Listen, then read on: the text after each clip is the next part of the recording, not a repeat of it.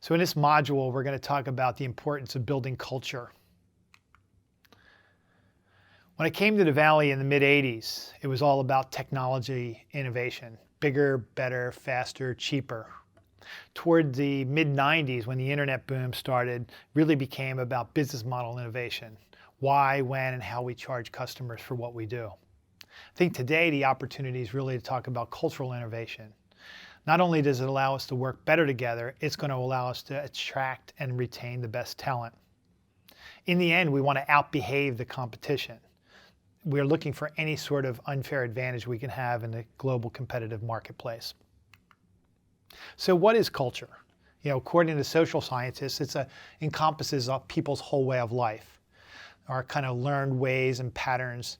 Our beliefs lead to how we think and how we act. It always includes a common language that allow us to communicate our beliefs and thinkings to others, so then our actions make sense to other people. In a company, it's all about the human operating system, the company personality.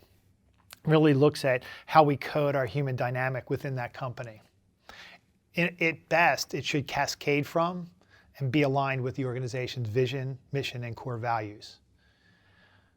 When in fact we spend time designing it, we're able to align our own individual, team, and company values. Sometimes it even could go broader than that into the industry or countries we operate in. Really allows us to attract, repel, and recruit both employees and customers. Reduces turnover due to misfit. I'm sure all of you have been in situations in your companies where you've had to let employees go because they didn't fit into the culture and it wasn't apparent in the hiring process. Same thing, sometimes we need to fire customers because they're really not a good fit for us. And it's not a good fit for them either. And in the end, it increases our performance and efficiency so that our margins are better and the bottom line looks better as well. When we do it well, we can actually replicate our culture through the organization, similar to the way DNA replicates throughout a living organism.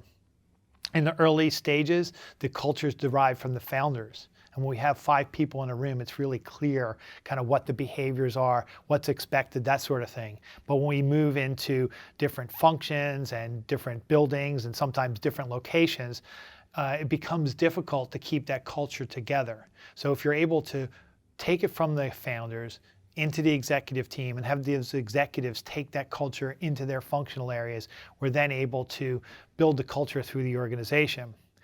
Also, if we work on it up front, by the time the company goes through the different stages of development, when we bring in other team members and the culture becomes defined by the team and adapted by the team, we have the core there and it's replicated through the company. So it's actually going to be easier to adapt as we bring new people into the company. Simon Sinek wrote a great book a couple of years back called Start With Why. You can also see his TEDx video online. But the thing that he spoke about was how starting with the clarity of why or what we believe is important for building companies. Apple Computer started off with their why. We're going to change the way people interact with the world. So that the discipline of how or what actions to take makes sense inside the consistency of what. What kind of execution or results are we trying to produce? So when Apple came out with their first computers, they were actually, consistent with that why. And when they brought out the iPod, the iPad, the iPhone, that all made sense. And we were able to buy things from Apple because of the declaration that they made up front as to why they existed. On the other hand, if you look at Dell, which started with the what, or the last bullet there, it's basically they were a low-cost computer maker. When they came out with a TV screen or a music player, it really wasn't consistent with how people expected Dell to operate. So it became much more difficult for them to move into different markets as they went along. When we're in our own companies, strategic planning is where kind of values get encapsulated. We start off with our vision, what we're trying to accomplish. What does the world look like when we're successful? Then our mission. Why do we exist? And what are we going to do to actually produce that world or that vision that we're trying to accomplish? Then we talk about our values. What do we stand for?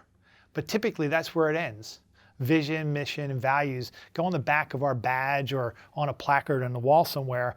we really spend all of our time and energy on strategy, on how we succeed and what tactics we need to be successful in the marketplace. But I think that what we need to do is stick with the values for a little bit. Once we know what the values and beliefs are that we are operating with as a company, we're then able to design or delineate what behaviors and actions are required to be successful. And then the outcomes and results are going to be much more natural. Again, starting off with the values, kind of our internal guide for our actions, we're then able to externalize those and specify what expected behaviors we have or our values in action. One of the startup companies I work with has actually had a great insight. They said that they had 3 cultures. You know, the one they wanted, their aspirational culture, the one they have, because there's always a gap between what we can actually accomplish and the aspirations we have. And then there's the one we fight. Because when we bring in people that don't fit into the culture, or there's actually bifurcation of different functions and that sort of thing, we have these little offshoots that are not consistent with the aspirational or real culture that we're trying to produce. So I think the important thing is not to say that we're trying to eliminate these 3. They're all natural and they're all going to be there, but it's really imperative that we have a process for gaining alignment up front, again, starting with the founders and replicating through the executive team and on down, but that we also have a process for realignment.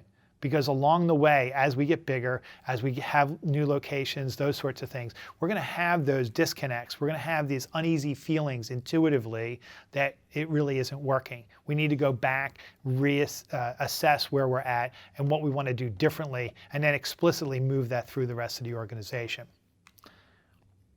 In the end, culture gives us freedom to operate, specifies the rules of the road, kind of what's allowed, what's required, what's prohibited, just like any other game.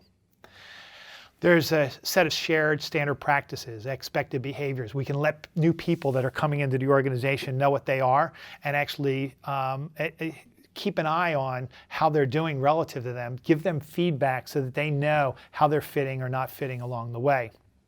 And at best, they're adopted by, adhered to, and even advocated not only by employees, but by other stakeholders, shareholders, customers, etc., partners we work with. In the end, culture is what we do when no one's looking. It allows us freedom to operate.